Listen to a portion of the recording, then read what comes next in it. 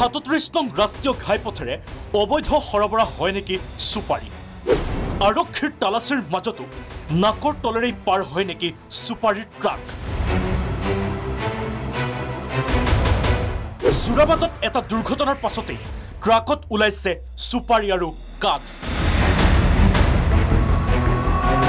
কিন্তু নিশা জব্দ হোৱা ট্ৰাক পুৱালৈ অন্তৰ্ধান শনিবাৰে নিশা তেতিয়া প্ৰায় 1:30 বাজিছে খানাপাৰাৰ দিশে আহি থকা এখন ট্ৰাকৰ ব্ৰেক বিকল হৈ যোৰাবাটত পতিত হ'ল দুৰ্ঘটনাত নিশাই যোৰাবাটত খানাপাৰাৰ যানবাহন শাখাৰ আৰক্ষী উপস্থিত হৈ ক্ৰেনেৰে থানালৈ লৈ আনে ট্ৰাকখন জানিব পৰা মতে HR65A 9188 নম্বৰৰ এই ট্ৰাকখন অজয় শৰ্মা নামৰ কোনো লোকৰ এই ট্ৰাকখনে দুৰ্ঘটনা সংঘটিত কৰি পলায়ন কৰে চালক হেণ্ডিমেনে আৰু ট্ৰাকখন এবাৰ ভালকৈ চাই লওক আনহে নালাগে নম্বৰ প্লেটখনো ঢাকি ৰাখিছে কোলা ৰং সানি আৰু তাতেই ৰহস্যৰ গোন্ধ পাইছিল সাংবাদিকে ট্ৰাকখনত তিৰপালেৰে মেৰিয়াই ৰখা হৈছিল কঢ়িয়াই অনা সামগ্ৰীসমূহ আমাৰ কেমেৰাত বন্দী হৈছিল কাঠ আৰু সুপাৰীৰ দৃশ্য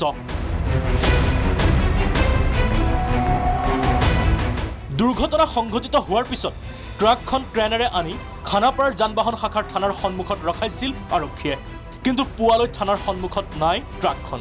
কেমেৰাত সুপাৰী আৰু কাঠ থকাৰ দৃশ্য বন্দী হোৱাৰ পিছতো আৰক্ষীয়ে গমেই নাপালে এই কথা সাধাৰণ দুৰ্ঘটনা বুলি এৰি দিলে ট্ৰাকখনক পুৱা আমাৰ সাংবাদিক উপস্থিত হৈ দেখিলে ট্ৰাকখন নাই সেই স্থানত ফোনৰ পিছত ফোন লগোৱা হ'ল যানবাহন শাখাৰ ইনচাৰ্জগৰাকীক কৰ্তব্যৰ দোহাই দি বহু সময়ৰ পিছত ফোন ৰিচিভ কৰিলে ট্ৰেফিক আইচি ৰাজন বৰুৱাই এতিয়া শুনক আৰক্ষীয়ে ফোন যোগে কি ক'লে সাংবাদিকক তাৰমানে এক্সিডেণ্ট এনেকুৱা হোৱা নাই গাড়ীখনে ব্ৰেক ফেল হৈ পেলাই গাড়ীখন এনেকুৱা তেৰা হৈ আছিল আপোনাৰ থানাৰ ওচৰত গাড়ীখন যেতিয়া জাম লাগি ট্ৰাফিক জাম হোৱাত আমাৰ নাইট পাৰ্টিয়ে গৈ গাড়ীখন টানি চাইড কৰিলে ৰাস্তাত জাগা নাই থানাৰ ওচৰত গাড়ীখন ৰাখিলে ৰাখি পেলাই গাড়ীখন ভাল কৰিলে ইহঁতে ভাল কৰি পেলাই গাড়ীখন যদি ভাল হৈছে কেছ চেছ নাই গাড়ীখন যাব দি গাড়ীখন গুচি গ'ল সেইটোৱে কোনোবা চুপাৰী কোনোবা কাঠ কিবা কৈ আছে এইটো মই কৈছো যে এইটো থানাৰ ওচৰৰ গুচি গৈছে গাড়ীখন হয় তাত নাছিলে নেকি চুপাৰী কাঠ একো নাছিল নেকি একো চোৱা নাই এইবিলাক মানে আপোনালোকে যেতিয়া তাৰ পৰা থানাৰ পৰা আপোনালোকে আনিছিল নে তেওঁলোকে নিজে ট্ৰাকখন লৈ আহিছিল নহয় আমাৰ কেৰেঙি দি টানি আছে তাৰমানে কেৰেঙি দি টানি আছে এইটো আপোনাৰ কেৰেঙি দি চাইড কৰিছে তাৰমানে গাড়ীখন চাইড নকৰিলে বস্তুটো বেয়া হ'ব না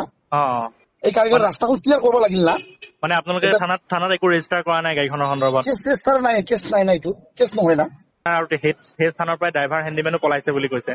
নহয় ইহঁতে আহিলে তাৰমানে কি বুলি আপোনাৰ মেকানিক বিচাৰি গৈছে তেওঁলোকে মেকানিক বিচাৰি আনিলে মেকানিক ভাল কৰি আছে তেওঁলোকে নিজে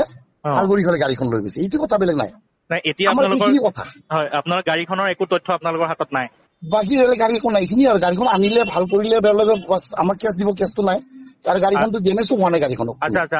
আৰু গাড়ীখনত যিটো ৰেজিষ্ট্ৰেচন নাম্বাৰ আছিল তেওঁলোকে ক'লা কালাৰ ৰেজিষ্ট্ৰেচন নাম্বাৰ প্লেটখন ক'লা কালাৰ মাৰি থৈছে ৰেজিষ্ট্ৰেচনটো আছে ৰেজিষ্ট্ৰেচন পোৱা যাব কিন্তু বেলেগ ক'লা কালাৰ বা কিবাটো নাম এইটো নাই গাড়ীখনটো আছে